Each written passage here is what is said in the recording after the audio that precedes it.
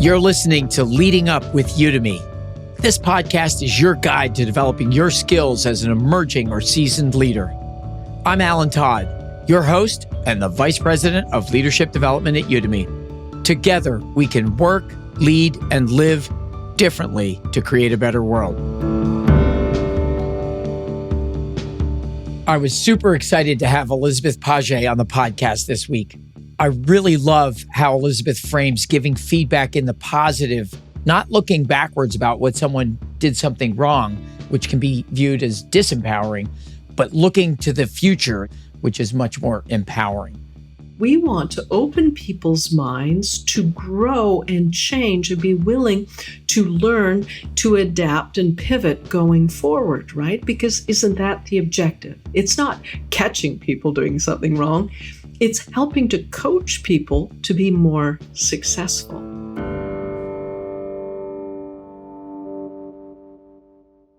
This week, I'm speaking with Elizabeth Pagé about all things feedback and how to manage successful teams through difficult times. Elizabeth is a leadership coach and former executive across the public and private sectors, including at the World Bank. She's a Udemy instructor who's taught over 25,000 students through her immensely popular courses on leadership.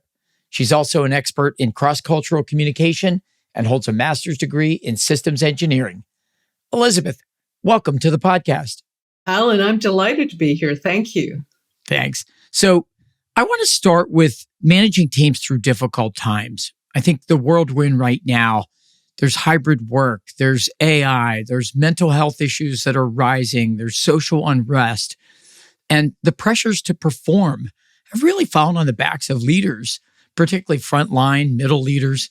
And you teach about this very topic. So I want to just start with, what are the keys to leading in these challenging times? Well, that is certainly a very big question for every individual, but there are some universal rules and practices that we can also think about. So certainly the level of stress, the level of performance, the expectations that are set upon people, it really can drive up that sense of wanting to accomplish more, but for a certain price. And then we know when we're leaders that we have to get results through other people. Whereas before we were successful because we ourselves were responsible for delivering these results.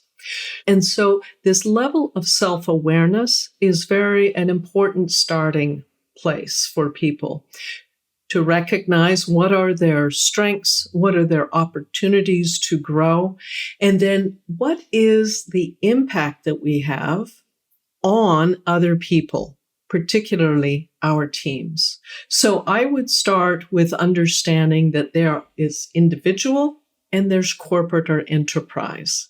We can look at ourselves as the individual relating to other individuals, and then we can also take account of the bigger picture. What's the corporate leadership culture like? So how did you do this at the World Bank? So it was interesting. When I was at the World Bank, I was tasked the very first day I showed up with a challenge that came from the World Bank president to our entire department. The bank president came in very upset that we reported to the board of directors. We could report publicly, but we weren't reporting to the management of the bank. And he insisted and said, I'm your client too. I want something on my desk in 6 weeks. And that was my introduction to my role and responsibility. What it meant was that I came into a brand new team to create a brand new process, providing them with a product that nobody wanted, and to do it in a time period that everybody said, that's impossible. And what I discovered was that indeed, we were not only successful in creating a new process, a new product, and doing it in a very timely way, we actually got all of these people who were resisting the change on board. So what was the lesson I took from that? It wasn't that I created magic. I created indeed an innovative process, but what it did was it put the spotlight on the people who normally never get recognized for the deep work that they did. And by bringing that work directly to the bank's president, there was a great deal of stress and worry because they really got into the spotlight. But when they recognized that their recommendations could actually impact the bank's growth and its pursuit of becoming a knowledge bank as well as a lending bank to countries, that they recognized the kind of power they had when before they didn't have a voice. And so we actually were awarded the first innovation award brought in by the bank's president. So before we get into innovation, there's another deep lesson here about the importance of winning over others in big change. And that's what I took away from your story, is that there were people that had big ideas and big things and doing the great, deep, hard work, and it wasn't being visible. And so I wanted to hear about how does the leader get the spotlight off of themselves and onto the people, and how do you win over others in big change? You can have a vision, but if it's out of alignment with people's values, that they won't respond regardless of, how important it might be or the kind of change, big or small. People will resist change if there isn't something in it for them. And so we have to know what our values are, align those with the vision, and then we have to discover and respect the values of other people. And in the communication, we have to be able to use our voice. But the words alone are not enough. In fact, we know that the words only carry about 7% of the impact of our message. Well, how are we communicating if the words are only about 7%? It is our body language or the visual cues that we give. Now, you're saying we work in hybrid environments. We work in virtual environments. What do we do when we can't see the visuals? We listen to the tone of voice. And the tone of voice will convey the emotional authenticity. In other words, it's really hard to mask how we feel with our voice. Our voice will reveal the degree of energy and commitment, the enthusiasm or the hesitation that we have in taking on a challenge. So becoming self-aware of the tools that we have at hand as a leader is really critical. Knowing them, bringing them into alignment, and then applying some of these practices. So take, for example, in a really practical example, let's say that you have somebody who had been a peer, and then they get elevated into a supervisory, managerial, or even a leadership role. And one of the values that this person would have is to make sure everybody's happy, that there's harmony in the organization. And when you're working as a peer, you can do a lot to make sure the people are happy, that you don't ruffle the feathers, you don't rock the boat, for example. But when you're asked to be a leader, you're expected to challenge people, rock the boat, challenge ideas, and do things differently. We'll have a new dilemma, because what if you want everybody to get along, and then you have to hold people accountable? If we hold people accountable, they might get distressed, upset. They might not even agree with what we have to say. So what our instinct will tell us to do is, let it slide. It'll work itself out. That's because we reverted to a value of let's everybody just get along. But we're not fulfilling our responsibility nor our fiduciary authority as a leader if we keep letting it slide. So what are we going to do? We may have these competing values, but we have to make a decision to make one value dominant over another one.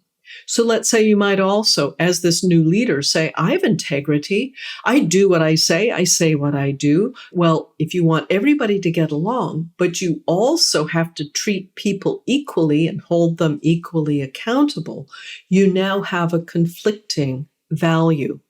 You can't continue with this dilemma because you'll simply be playing ping pong. And people will see that as a lack of leadership and a lack of integrity. So we elevate the value of integrity because as a leader, we say that's the value I have to portray for people to trust me. And as leaders, we have to earn the trust of the people that we're leading so that they will eventually see this may be a good way to go. Yeah, there's so much to unpack, Elizabeth, and everything you just described and change. But I'd love to hear a little bit more on just conveying emotional authenticity. Any tips or habits or things that we can practice, advice for how we can become better communicators, taking all that into account? First thing we can do is take responsibility that if our message isn't getting through, it's not because somebody didn't hear us or they misunderstood us. It's because we lacked clarity. And you might say, I was perfectly clear. My English was just fine. I used the right words, etc. And they're not performing according to the requirements. But yeah, we have to take a look at, is our voice and body language aligned with the words that we're using? So take, for example, the amount of energy. Think of your favorite performer on stage, for example. You might be a Taylor Swift fan. You might be a Beyonce fan, for example. And think about the level of energy that they are bringing from their corporal space and projecting out to an audience, not just to one, but to tens and thousands of people.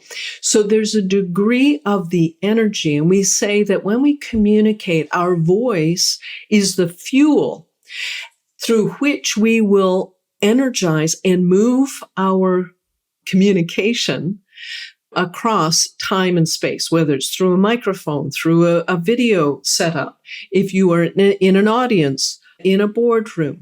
So we have to use that internal energy to project our voice. It's the fuel. So a quick example is that if you had welcomed me to this program and I said, Ellen, I'm really glad you're here. This is a very serious topic, leadership, and I think we're going to have a really dynamic conversation. I don't think you'd believe me, right? You'd probably be going, oh no, I booked the wrong person, or checking your emails, right? Oh, I think I've got a text message I have to return. Why? Because my tone of voice didn't match the words. There was something that was incongruent. People will trust your body language and your tone of voice before they will believe the words. So that's why we want to bring these three elements, your voice, your vocabulary, and the visuals aligned together. Yeah, I love it. So voice, vocabulary, visuals, as you described, like Taylor Swift, think about the number of hours that she spends first writing the songs, then practicing and performing, and then rehearsing everything for a concert. Like as you described, what great leaders do. I think the lesson there is that we really need to invest time in practicing our communication style so that we're communicating with our body and our visual cues and our tone of voice. So I want to sort of flip this. You talked about like these reluctant people and they have the power to slow down big change efforts and how we have to win them over and leaders win them over. And I'm wondering if we flip it from the challenging situation, it's not an emergency, but the changing state of the global economy. And it's really about moving the business forward and innovating. And you talked about Procter Gamble successfully knocking down these barriers to drive new innovation. And I wonder if you could tell us, like, how did they do that? What were the keys to success there? Well, it's a great story because, again, it illustrates that there are always challenges, even for organizations that decide to make innovation part of their corporate culture. And this is what Procter & Gamble decided a number of years ago. Now, this is a company that's been around for over 120 years. So you might say it's a legacy company, not just because of how long it's been around, but what it does, the nature of its work. It's not a high-tech company. It is, the soap suds that you use to wash your clothes. It's the detergents in our toothpaste, etc. So they didn't think of themselves as being on the leading edge, but they began to recognize that they were coming up against greater and greater competition. And so people had greater choice on where they could go to get very similar products. So the CEO at the time decided that he wanted to develop a longer term strategy. So he decided that Procter & Gamble would become an innovation company. And they did the usual corporate consultation. Everybody around the boardroom was nodding their heads, signing off on it. Yeah, this is a great idea. We're all in. But in reality, what was a 3-year strategy for innovation took 7 years to implement. And you go, wait a minute, you're the CEO, you're the decision maker. Why did it take so long? And what they didn't realize in that corporate culture is that though people, the middle management, would always agree to go along with the strategies, in practice, the middle managers weren't willing to take the risk that was required to fund and resource these new innovations. So their budgets were put on the table when it came to funding new and innovative projects that came from other people who'd used the chemistry, that used the vault of intellectual property, and created partnerships to create new products under the Procter & Gamble banner. So there was resistance, and the resistance choked each of these products en route to market. So by the time they discovered all of this, they recognized something that they called the dead zone. And this is what leaders we have to do. We have to recognize that people have self-interest in everything that is happening. And their self-interest might actually dominate the decisions rather than the benefit for the whole organization. So because they weren't willing to take the risk, they choked the new products. Yeah, one of my questions about this story is these middle managers, I assume they have the company's best interests in mind, and yet they nod yes all the way while subconsciously saying no. And I just wonder why that is. It's understanding incentives and people's values and being able to encourage people to agree to something, to operate under the best interest that is of the whole organization. So they have to be willing to see that bigger picture. And when you know you're a team member, when you begin to give up some of that self-interest for the best interest of the team and the stakeholders that you serve.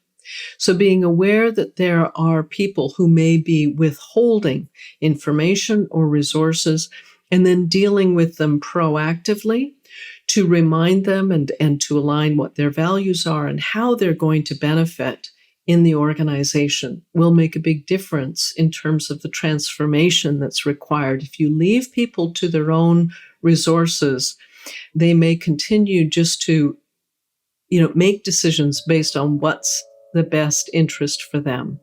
But we as leaders have to draw them a bigger picture for them and get them to buy into something that is the benefit for everybody.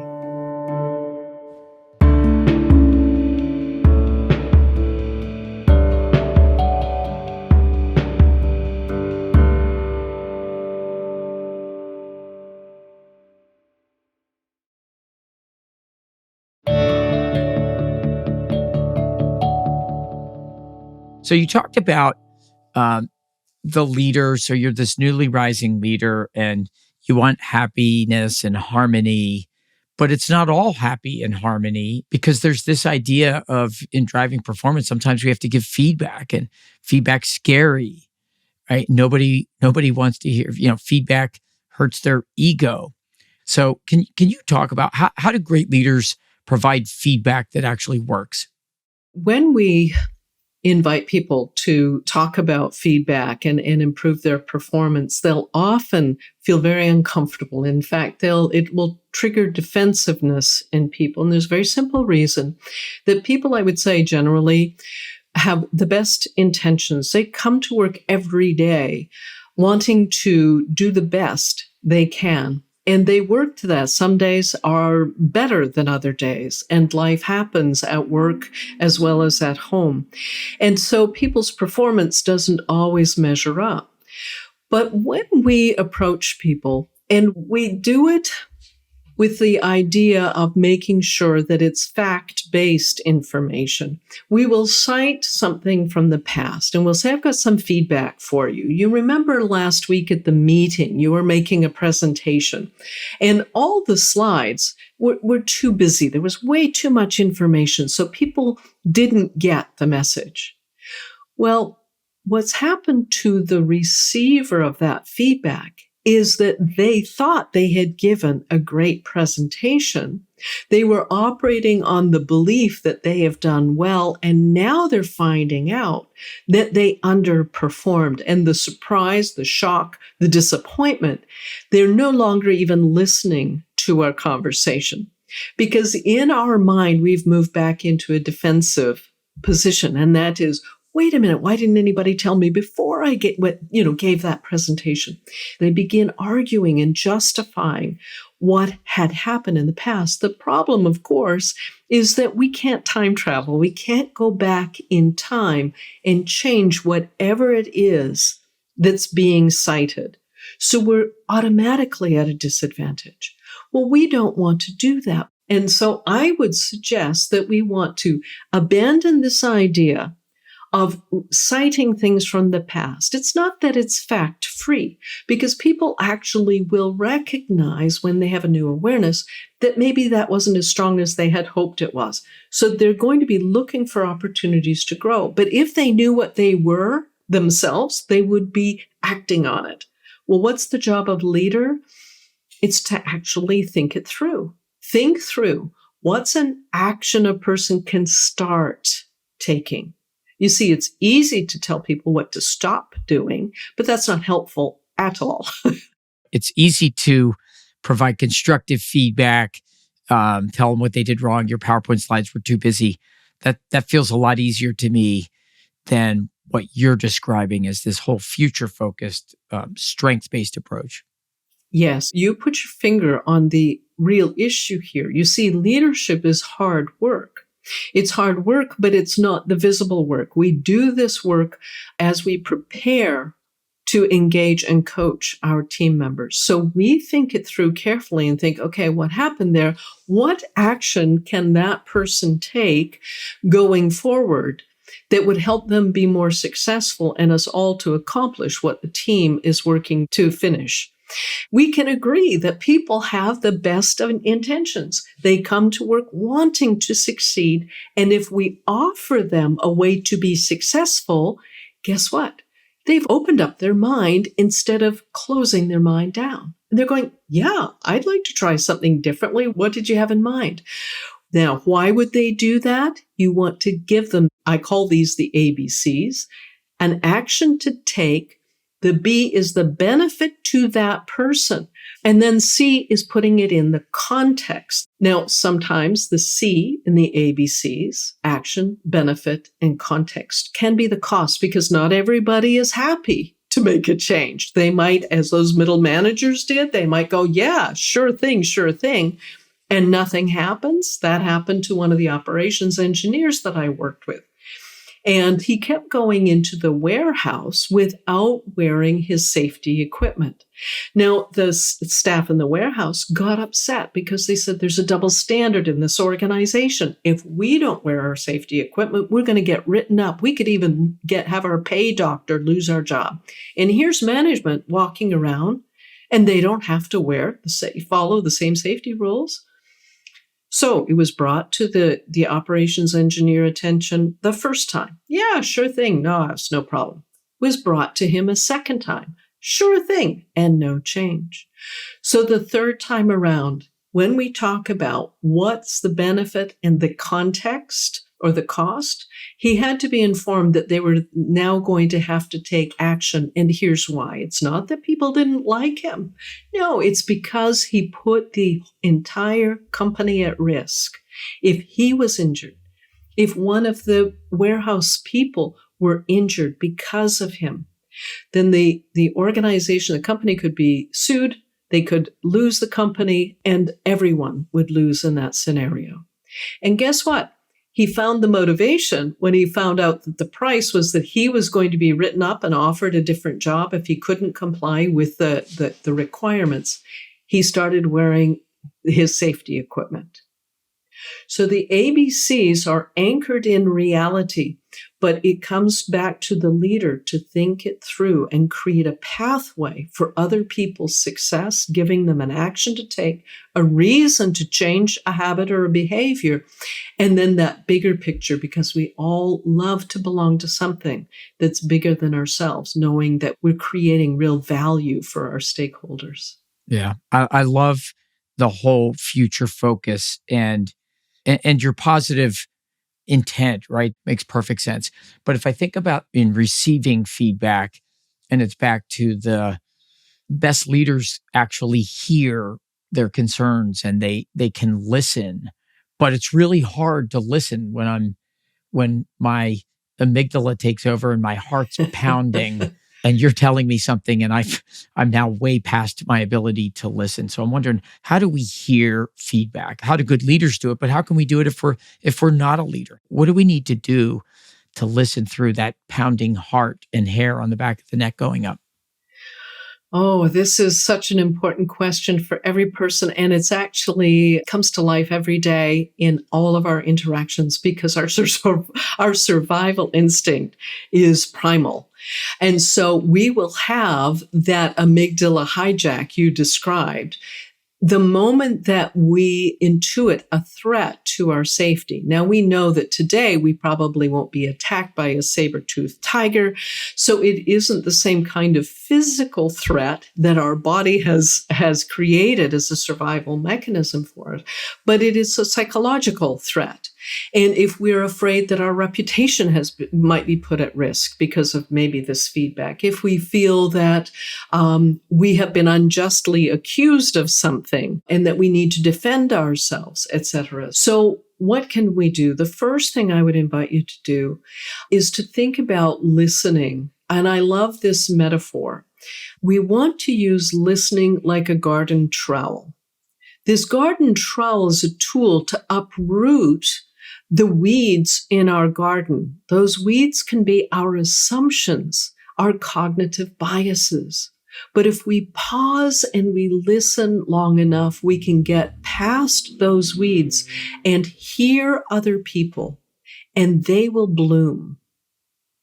And so listening is really at the heart of leadership. And there's an acronym I use to help teach some of the listening skills and how we go about listening and receiving feedback. Because remember, we lead by example.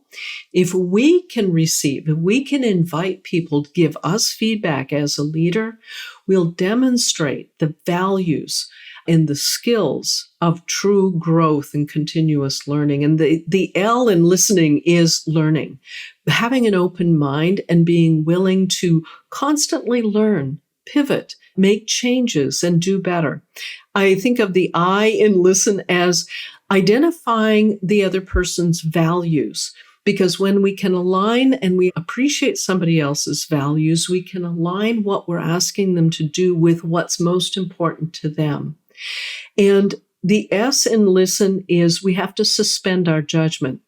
Many people, when I teach this, they'll go, oh, I've heard this before. I know where this is going. Just cut to the chase. We don't say it out loud, but that's what we're doing. Just come on. I want to give you my advice. I want to tell you what to do next. I know where this is going. We get so impatient. But the S really is suspend our judgment, to listen longer to people so that we can actually hear what they're saying and not what we assumed. The T is creating transformative versus transactional relationships. And what that means is that we're not in it for the short term. We're committed to the long term. Why? Because when we're leaders, the whole focus is now on the relationship and getting results through other people. That's what leaders do. And it requires a transformation in that relationship to move away from the transactional. Finally, the E is being empathetic, our emotional quotient, our EQ. We have to be able to listen. Remember, we talked about the tone of voice? Somebody will be using words like, yeah, I get it. But their tone will be, yeah, I get it. I just think you should choose somebody else for that role. I don't think I'm the right person. That's a tone of voice. They may not be, they're going, yeah, but their voice says, I'm afraid. So that's what empathy is. Finally, N is the negotiation. I call any communication negotiation because it's the dialogue to discover options and alternatives. It's how we create value as a leader. The value isn't sitting at face value. The value has to be mined. We are the miners looking to make visible what's invisible and creating new value, not just saying that, what exists is enough. Let's put this to the test then. When we talk about what does it mean to create new value? It sounds like, a nice thing to say, but what does it really mean? Well, there's a story of two kids in the kitchen, and they're fighting over an orange. Now, you're the parent somewhere else in the house, and of course, your first attitude is ignore it. They'll figure it out. But eventually, it escalates to you've got to go out into the kitchen and go, what's going on here? And one of the siblings is saying, that's my orange. I got it first. I need that orange. And the other one is grabbing it out of her hand and going, no, it's my orange. Well, what would you do? No, I always ask this question. People say, take the orange away and eat it yourself. And some people say, cut it in half. But what do you have if you have an orange? You've got two people that want that orange and you've cut it in half. Alan, what would you say? Are they 100% happy, 50% happy, unhappy? They're unhappy. Yeah, they're just totally unhappy. So you didn't solve anything. You just made a bigger problem. So how do we create something when you think it doesn't exist? We can't invent two oranges. But what the parent does says to one of the siblings, what do you want it for? And they go, I have an assignment. I got to make marmalade. I need the zest, which is made from the skin of the orange. And you turn to the other sibling and say, what do you want the orange for? And they say, I just came back from soccer practice and my coach said I have to hydrate every time and I have to eat an orange. And you go, okay, so we're going to give the fruit to one and we're giving the skin of the orange to the other. Now, Alan, you have 100% because one kid got everything they wanted and needed. 100% to the other kid who got what they needed and wanted. What's the percentage? If you take 100% plus 100%, what do you got? 100%. 200. Okay. If you add them together, I suppose you get 2. But everybody gets what they want. And guess what? That's where new value is created. That's the power of a negotiation. That's the power of alternatives and options. But you see, we stop too soon because we see the problem is an escalating fight. What do we want to do? Stop fighting. But we didn't actually solve anything. We made two unhappy people if we jump to the easiest thing, put a Band-Aid on versus getting to the core issue. So if you do root cause analysis, you ask some questions, you go, oh, so this is what we need. And that's what leaders do. We pause long enough to be in the discomfort, and we live with that discomfort long enough to discover what's really required, what the real opportunity is. And then when you come back with that, you've created new value, more value than when you started. And so leaders have to stand in the space of discomfort. We have to stand in the space of the unknown. And most people hate that space. That's why change is resisted, because people don't have the guarantee. When they do the work the way they always did the work, they always know what they're going to get. But we know innovation doesn't reside in what's the same. It can only reside in that uncertainty. And leaders have to have the courage to coach other people to stay strong in uncertainty and see the outcome that comes later. And that's when you'll know that you created new value and that you are a valuable leader. And that's when people will trust you and follow you, and you will be, creating something worthwhile with your leadership and for all your stakeholders. Well, that was a beautiful way to bring us to a close. So as we wrap up here, we have a question that we ask all our guests, and that is, Elizabeth, what are you curious about and learning now? Oh, what a great question, because it lights me up like a Roman candle. I am so enthusiastic about artificial intelligence as a co-pilot for leaders to create this new value, this new frontier, and to literally challenge the status quo in such a way that we can accelerate creating a future that we can live in, that will create greater justice, social justice, equity, greater diversity in the world. It's a real investment in the future. And the power of artificial intelligence, I think, is that it creates that compounding interest. Einstein said that it's the eighth wonder of the world, compounding interest. And it's where you accrue increasing value with every iota of innovation, awareness, trying something new, challenging the status quo, and coming up with a different approach. It doesn't always have to be successful. It's the journey.